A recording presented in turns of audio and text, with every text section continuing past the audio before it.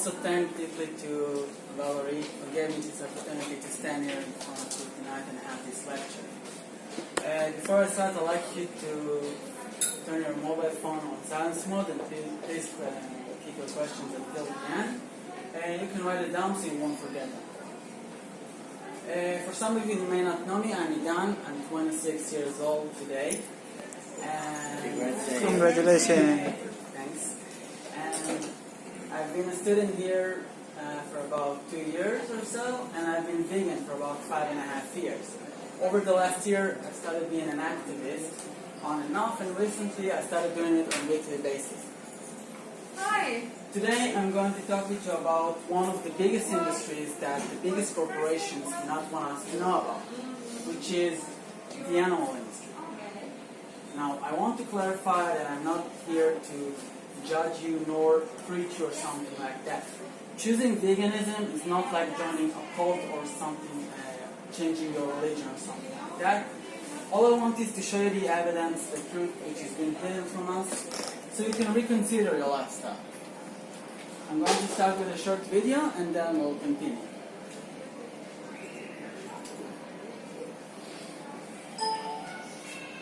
Yeah, I apologize if it's too slow, be patient. Sometimes it does that.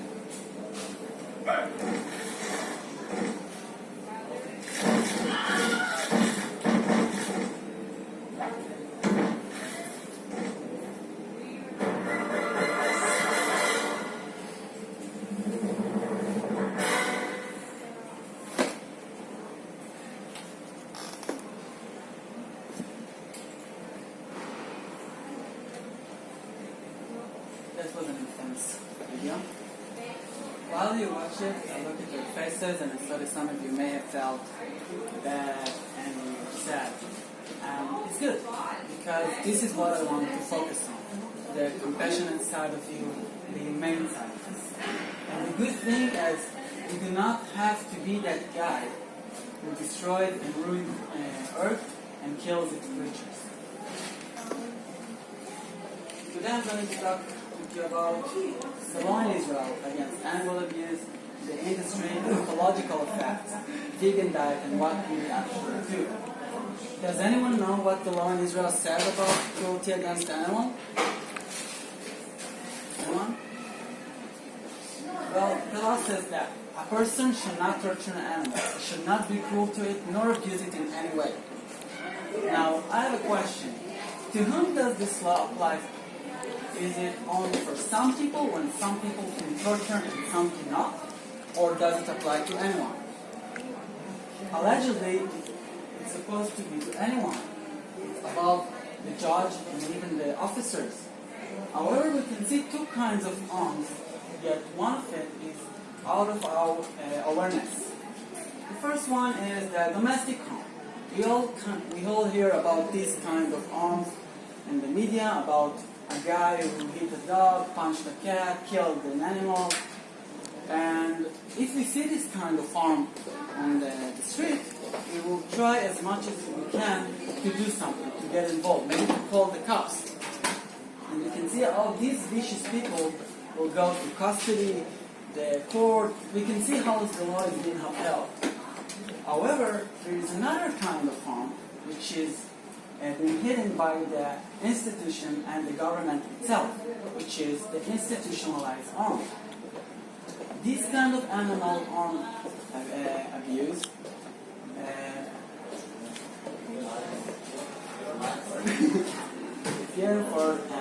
it's approved by the government, and it let hundreds of corporations, institutions, and companies practice it. And it doesn't really matter whether it's a goose, a cat, a sheep, a tiger, or an elephant in Thailand. They're both feeling the same pain. And just to clarify your thought, while there are 30,000 cases of domestic harm, there are 300 million cases of institutionalized harm. Now, I believe that you're not a number in the statistic of the domestic harm. God, I hope not. But in indirect way, we do pay for these people, this institute, to make this suffer for us. He doesn't do it because it's fun, because we pay him to do it. Now, once again, it's not that it doesn't really matter which animal it is. They all feel the same suffering. Does anyone know which basic needs and rights animals have? Any guesses? Well, their basic needs are freedom from violence, satisfying basic needs, appropriate environment to be socialized and have a family. And surprisingly, these are also their rights. To have this freedom of violence and so on. To have these basic needs. I'm going to explain about the industry. I'll start from the biggest industry, which is 220 million chickens for meat, to the smallest industry, which is about 100,000 mammals, cows, sheep, which is cattle for meat and the milk industry. The logic that stands behind it is, while chicken, fish is a small animal that one person, two people can eat it, for a whole cow or goat you need several. The poultry industry. For the poultry industry, we need both male and female chicks. And like in any other industry, we need an appropriate stock. We need to sort the damaged one and to get rid of the damaged stock. And by that saying get rid of them, I mean kill them. They kill them by throwing them into the garbage and then they let them suffocate.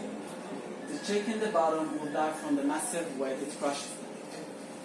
That was a humane way to kill them until a couple of years ago. Now the humane way is to grind them up alive in a crusher. I have a question. By raising your hand, who do you think is older? Who think is the right one? Who think is the left one? Only you? It's okay. You Who's can. older, guys? Who is older? Who's older? Which one is older? The right one or the left one? The left one. Okay. So most of you said that it was the left one. The right answer is neither of them. They are both 42 days old. How's that? By using a technique they call artificial selection.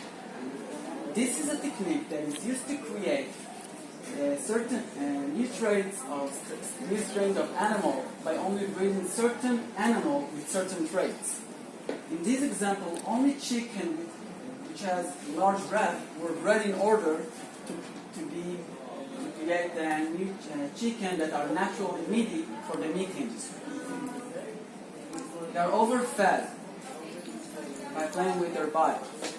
A chicken in the nature eats in the daylight and sleeps at night. So the technique here is to bring them food, turn on the light, let them eat, and after a while to turn off the light. And once again they turn it on and over again. Same thing with turkeys. You can see the lights on the side. Again, you also can see the massive density where they have to live. After about 2 years, you can also see the consequences that they can barely stand, barely walk properly. Their chest is getting forward, the leg is very small. The reason is because we don't eat this kind of fish, we need to eat their chest. After 2 years old, after 42 days, they will be violently transported to the slaughterhouse in small cages to make the job easier. The worker will shake the cages. Sometimes the body part stuck behind the boards, and body parts can turn off. The fish industry. I wrote here that the fish industry is responsible to the poorest kill. Why is that?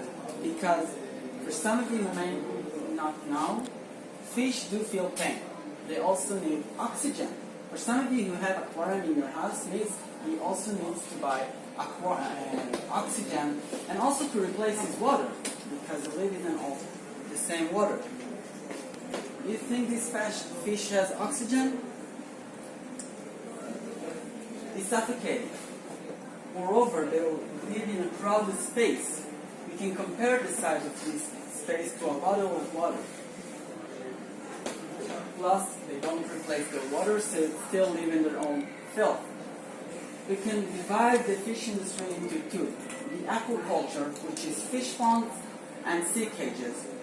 While from distance it may seem spacious and clean, but inside this pool there are thousands of fish. They're all crowded, and in this kind of aquaculture, once again we use the artificial selection. These two salmon are on the same age. Only that one was raised in the fish pond. The other technique is the commercial fishing, to throw a net into the ocean. Whatever comes to the ocean, to the net, goes up, and they all will suffocating when they're not be in our natural area.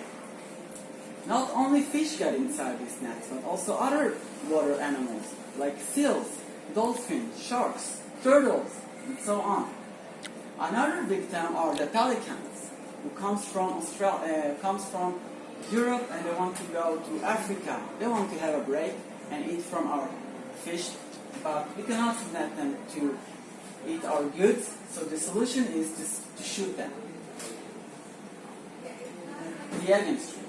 People may ask what is so wrong about the egg and the dairy industry because there is no animal that was died for it. Let me refute this claim. For egg, we need a female chick that will lay this egg. The male chicks are not appropriate and they are not profitable. So, what we are doing with an unprofitable product, to get rid of it. All the male chicks that were just hatched go to be ground up in a crusher. This is the main way. The female chicks, this is about 50,000 chicks per day. The female chicks will get her beaks of cut by a hot metal blade heated to 700 degrees. This is so they can prevent violence when they will put in battery cages. Battery cages is a small place. We compare the size of space that a chicken has to the half size of A4 paper. This is all the place you have. If one chicken wants to turn, the other chicken must change their position as well.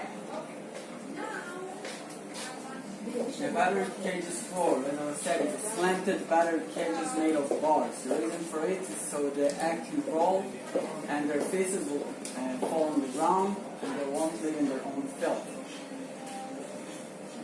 After 2 years, when they cannot lay any more eggs, they will be electrocuted.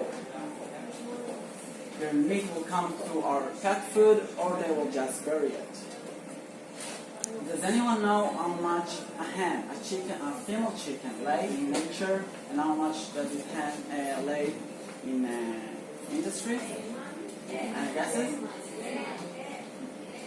While in nature she lays approximately between 12 to 30 eggs per year. In the industry, using the artificial selection, she lays about 300 eggs per year. The dairy industry. It may seem clean and harmless industry, but I want you to think about it for a minute. To whom does this milk belong? Cows. The baby cow, right. To the baby, to the cow, to the kitten, to the puppy, to any mammal who need to nurse from its own mother. How did we make it possible to drink from another animal? We are the only species who does it.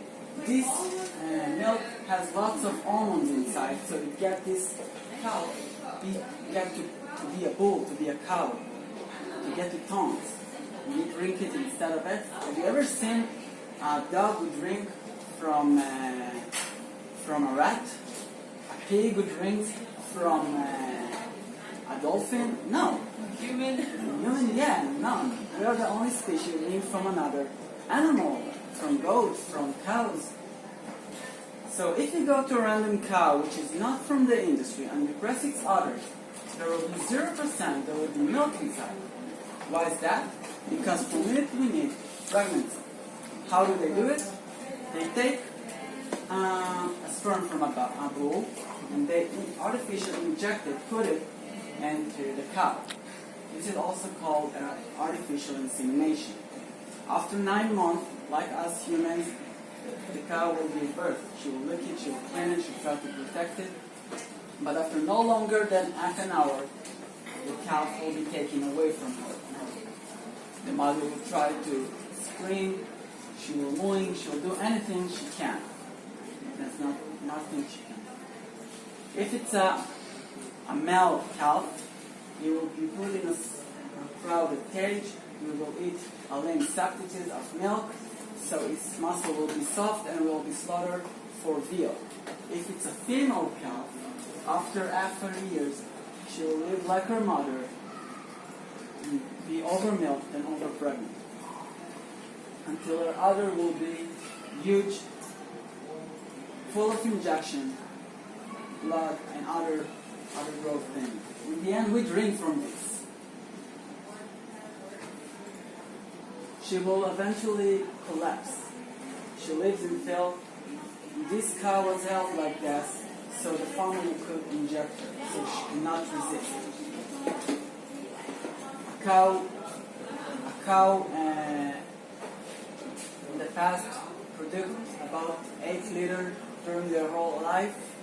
Now she produced about 30 to 40 liters during their whole life.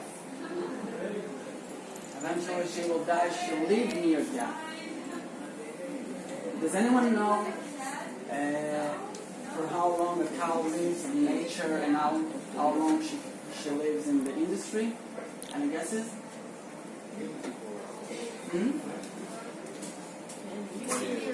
20 years, yeah, 20 years she lives in nature, and she will die, she will be go transport to the slaughterhouse at the age of 5 years old, and she cannot produce any more milk for the meat industry.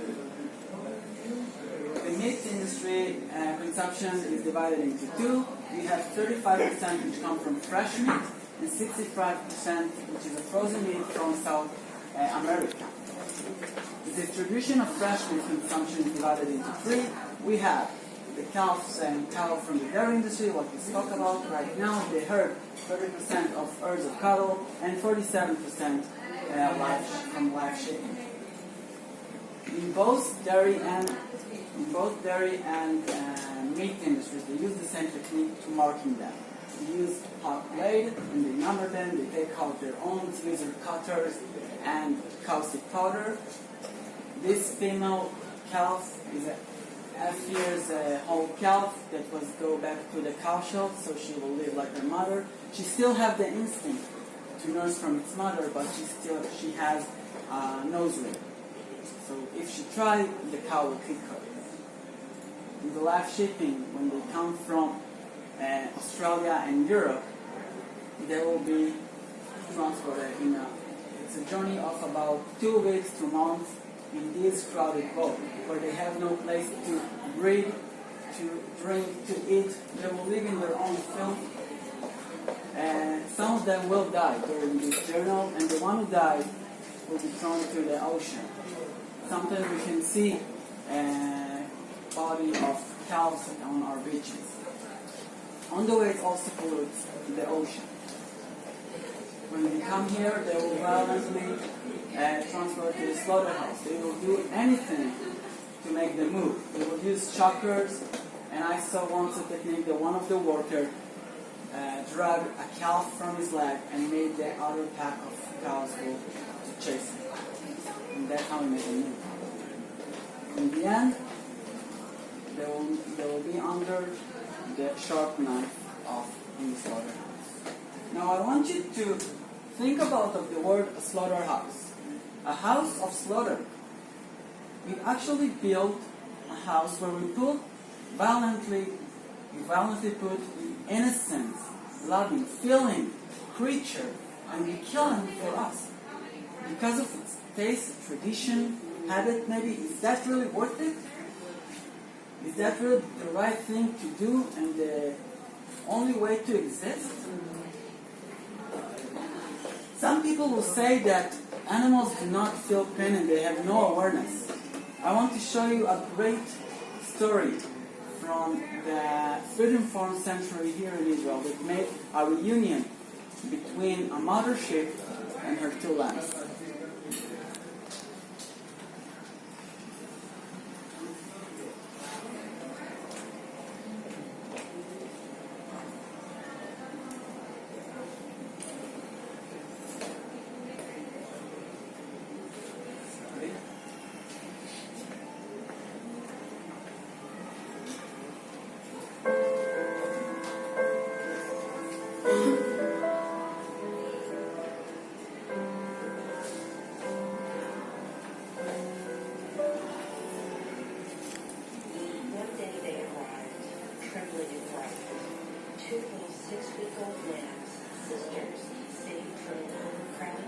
Where they were being raised for meat. They refused to approach us and wouldn't even drink from their bottles. We were desperately concerned for their health, so we investigated and discovered that their mother was still at the farm just days away from slaughter. We immediately began working to save her life and reunite her with their babies. Thankfully, after much pressure, we won. When the mother arrived at Freedom Farm, she was scared and injured. Her cry was heard by her babies, and the rest you will see for yourself.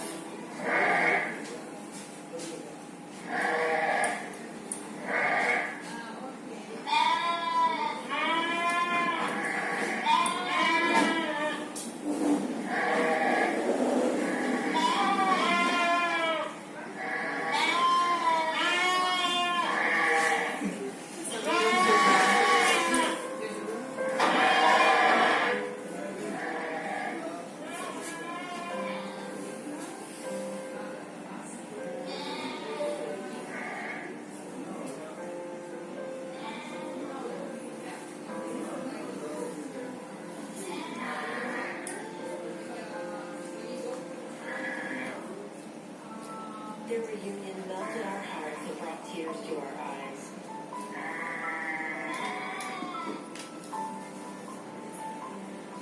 At last they were together, and here they will never be separated again. Several residents came to greet the newly reunited family. Baruch the sheep approached them with curiosity and seemed to sense the heightened emotions.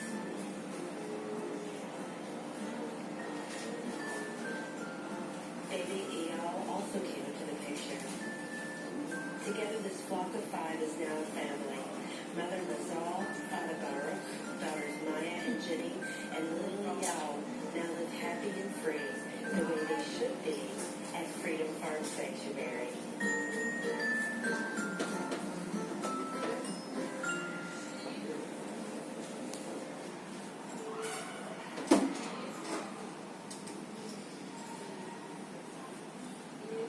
That was a relief. I want to go over quickly about the ecological facts. You can see that while all human beings weigh 300 million tons on Earth, all domesticated animals weigh 100 million tons. More than double. You can ask yourself, how come the consumption of this meat is so huge? I mean, it wasn't at all like it used to be in the past. One of the reasons is greed. We have it, and we can eat as much as we can. Sometimes it comes to illness like obesity and other illnesses. On the weight also, we can see a massive of waste in food. And if you think about it for a minute, these animals need to eat. 70% of the world's grain go directly to the animals in the farms. We can use this agriculture properly. Maybe we can solve the hunger problem. If you use this energy, we can use this water to ourselves. Also, as you can see from the live shipping, it also pollutes our oceans, the water sources where we drink, the sea where we're swimming, and it also contributes to global warming. A funny fact is that a cow's fart that pollutes methane gas, in this kind of amount, pollutes much more than the oil transportation industry. So what do we have? We have overconsumption of it that can cause illness like cancer, diabetes, stroke, and much more. The hunger problem, we may solve it by using agriculture properly. Food is being wasted. Water pollutants, cutting rainforest, and global warming, and of course the suffering of innocent animals. So over the years, people ask themselves, okay, what can we do? So they try to avoid and to reduce meat animal product. And it made dietetics and nutritionists to see if this avoiding is really good for us. And they found that it is possible.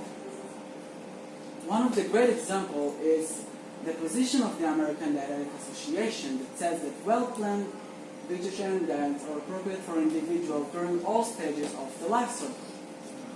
A balanced vegan diet contains all essential nutrition vitamins like zinc, iron, calcium, protein, vitamin.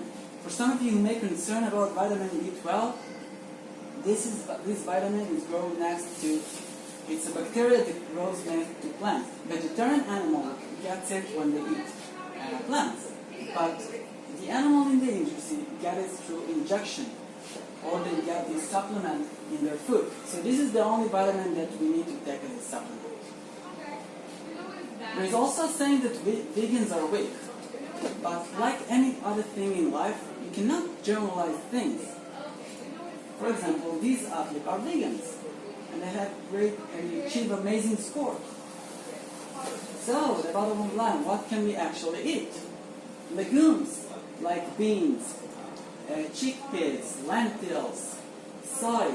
With soy you can do all kinds of great things like milk and tofu and vegetarian cheese, yogurt. We also have drinks and milk from oatmeal, coconut milk, rice milk, almond milk, and so on. Grains, fruits, vegetables, seeds and nuts. With all of these great ingredients, we can do almost anything. Like burgers. I added them last week. Our national food, the falafel, hummus, shawarma, made of soy and mushroom, and on the top it's not fat, it's onion. Seitan, omelette that made from lentil flour, chickpeas flour, veggie meatballs and salted pastries, sweet pastries, sandwiches, ice creams, and of course all the restaurants, every restaurant that respects itself has a vegan option. And of course sites, technology. Just Google whatever you want, any dish that you want, and you have a vegan option for it. And don't be afraid of being different. Over the year, people have made this change and they've seen these advantages. And if you're still unsure on how to do it, there is a great solution for it, which is Challenge 22 Plus. I'll give you this flyer after it. This Challenge 22, it's on Facebook and also for WhatsApp for teenagers. When you get professional help by professional clinic nutritionists and also vegan, you can speak with them, talk with them one-on-one, and they will help you, whatever you want. Whether you're a click or you have a pregnant, anything. We are not alone in this battle. We are many. And in the bottom of line, you should live according to your heart. Said Gandhi, be the change that you wish to see in the world. When you have the option, please explain it to others. Share this information. To save life, to save our planet, to save yourself.